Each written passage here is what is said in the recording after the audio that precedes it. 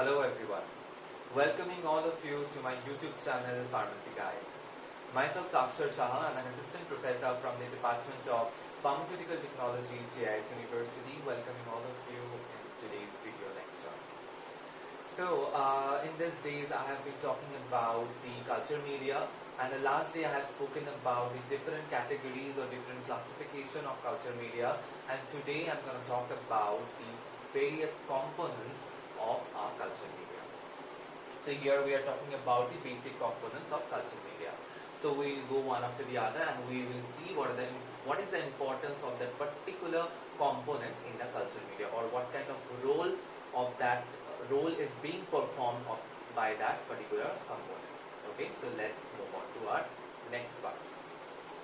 So first thing which is coming, that is the buffering system. So buffer, whenever we are using the terminology buffer, that means that is somehow related to pH. So buffering system which helps in the maintaining the pH throughout the culture media. That if the culture media, if the pH needs to be like 7, like in a culture media 7.4, 7.2, that pH should be maintained. So that maintenance is being done by the buffering system which is present in the culture media. So pH maintenance or control is the work or the role of buffering system. So next, what is being said, gaseous CO2 balances with the CO3, HCO3 of culture media. So it means that culture media needs to be kept in that incubator, that is CO2 incubator. I have already said that most of the time CO2 incubator are being used for its more efficient work. So the CO2 incubator means the CO2 is being exerted on the culture media, because culture media is being kept in the incubator. So the gaseous CO2 is balancing with the CO3 or HCO3, bicarbonate component of the culture media. So it is being friendly with the gaseous CO2 is being friendly with the HCO3 present in the culture media. The next is, should have 5 to 10% CO2 maintained by CO2 incubator in case of culture media with natural buffering system. So if the culture media you're using, and that is the culture media is consisting of natural buffering system, NBS means natural buffering system, then it should have 5 to 10% CO2 which is maintained by CO2 incubator. So if you have a culture media which consists of natural buffering system, then 5 to 10% of concentration in the atmosphere of incubator by the CO2 should be maintained. And who will maintain that 5 to 10% of CO2? A CO2 incubator, because CO2 incubator is exerting the CO2 to the culture media. Next is, in case of buffering system, this one is very important, HEPS. So the full form of HEPS, like it's a type of buffering system. I have not written because it's quite difficult for you to remember. So it is, if I'm not so wrong, it is 4 to H for hydroxyethyl, He hydroxyethyl, 1 pipera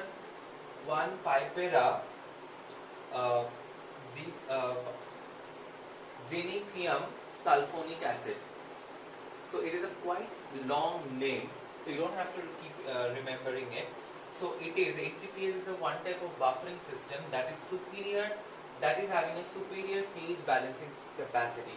As you know that the pH of the culture media should be 7.2 to 7.4. That's the optimum pH or most favorable pH for the culture media, and that gives ultimate environment to the cells to grow.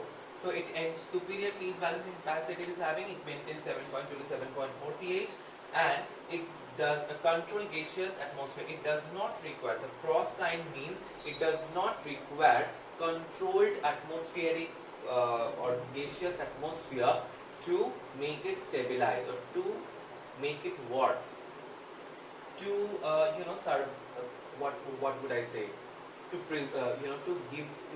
give this one a optimum working temperature, working condition, you don't need to have a controlled gaseous atmosphere.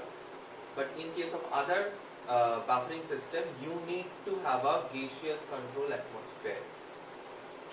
It is expensive in nature and it is toxic at high concentration. But if your concentration is getting a little bit high due to some reason, then it could create toxicity, and that toxicity can kill the cells present in the culture media, or you are just letting the cells to grow. Due to the toxicity of this one, the cells may die. The protein part we'll be talking later. So the next part we are talking about, that is amino acid. So amino acid, there are several types of amino acid, like non-essential amino acid, essential amino acid, branched chain amino acid. So here we'll be talking about the essential amino acid. Why essential? This category of amino acid is being called essential because this category of amino acid does not synthesized in the body. So you need to supply it from outside through food or through some supplements. That's why it is essential. So 9 essential amino acid are there. I'm sure you know. So essential amino acid should be given in the culture media. Should be a component of culture media because the cells does not synthesize it. Amino acid helps the cells to proliferate. It determines the amount, the concentration of amino acid determines the achievable cell density. If the concentration of amino acid is higher, then the cell density will be higher. So you can predict the cell density can be higher. Okay, the L-glutamine, I have given a star mark beside that because L-glutamine is one of the most important amino acid that should be having in the culture media to give it to give the cell proper nutrient, thus it can grow in a rapid way because it helps in the cell proliferation, cell growth, cell division. So that's why L-glutamine is one of the most important amino acid in case of culture media. It provides nitrogen for NAD and NADPH and nucleotides. Okay. L-glutamine, L-glu means L-glutamine, I did not write in full. So L-glutamine is unstable in nature. So L-glutamine is unstable in nature.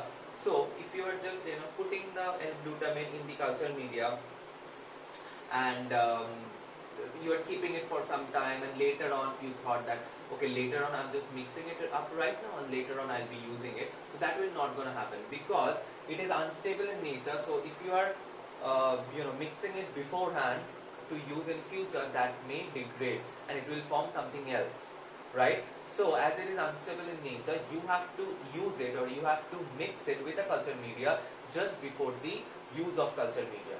Thus it should not get a time to degrade. Concentration of L-glutamine should be the concentration of L-glutamine. Okay, this should be the concentration of L-glutamine.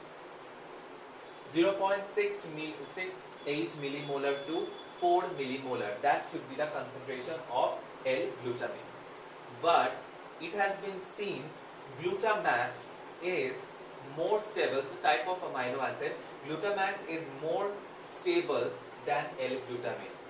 Okay, but L-glutamine, because it is also containing glutamine in nature, but its composition is little bit different. So the raw L-glutamine is less stable than Glutamax, and you have understood why glutamine is essential for culture media and why amino acid is required for culture media. Because this kind of questions may arise, that by mentioning each of the components, what is the significance of this type of components in culture media. Next we'll be moving to vitamins. So vitamins, as you know, in case of our body also, vitamins are required to function our different organs in a proper way. So here the vitamin B complex, B1, B2, B9, B5, all these vitamins, the B complex vitamins are quite important, and serum is one of the important source of vitamins. Okay, serum contains different types of vitamins, and so serum containing media we may use, and vitamin B complex are the most important vitamins in case of culture media. All the vitamins, B1, B2, whatever I said. Next is inorganic salt. So inorganic salt, like all the inorganic salts like Na plus, K plus, and Ca2 plus. Sodium, potassium, and calcium are very important inorganic salts, inorganic elements to maintain the osmotic balance of the culture media. So the significance is that inorganic salts maintain the osmotic balance of the culture media. Next is carbs. Carbs as in carbohydrates. Carbohydrates, what it does in our body, it gives the energy. It's carbohydrates are the source of energy, right? So here also glucose and galactose are being used generally. It's not like except these two nothing can be used, but generally glucose and galactose are being used, and it basically acts as a source of energy. Next is trace elements. Trace elements are those minerals. Okay, so like copper, zinc, selenium, tricarboxylic acid. These are the trace elements which are important in case of culture media. Now we'll be moving toward the very important protein and peptides. So it is protein and peptides. So I have mentioned around five type of protein and peptides. So not only this fives are important, there are so many. I have just picked up five important. First is albumin. It acts to bind water, salt, free fatty acid, and hormones. So if an albumin is one of the most important protein or amino acid, protein and peptide in case of culture media. This one, albumin. So albumin is one of the most important. Among this all five, albumin is the most important. It acts to bind to the water, salts, hormones, different elements in the culture media. Aproteinin, A-P-R-O-T-I-N-I-N. Aproteinin, it is a protective agent in case of cell culture media. Next is transferrin. It is a iron transport protein. It's a iron transport protein. How would you understand transferrin? So that is something is being transferred. What? Transferrin, Fe. Fe means iron. So iron transfer protein. Fibronectin, it helps in the cell attachment. Fibronectin helps in the cell attachment. Another protein is there, that is phytonin. Okay, so this albumin, aproteinin, transferrin, fibronectin, phytonin, these are the different types of protein and peptides which are very essential in case of culture media. So now we have completed most important basic components of our culture media, which is essential for cell culture. So I hope you understood all the things I have discussed today. So in the next video, I'll try to come up with something related to cell culture, because the cell culture haven't completed yet. The preparation of culture media left, and there are some other topics related to cell cultures are there. So I'll try to come up with different topics, and I would definitely not only cell culture, I will try to come up with different subjects of pharmacy. So please let me know in the comment section what are the topics you would like to hear from me, and you would like to have a video lecture on those topics.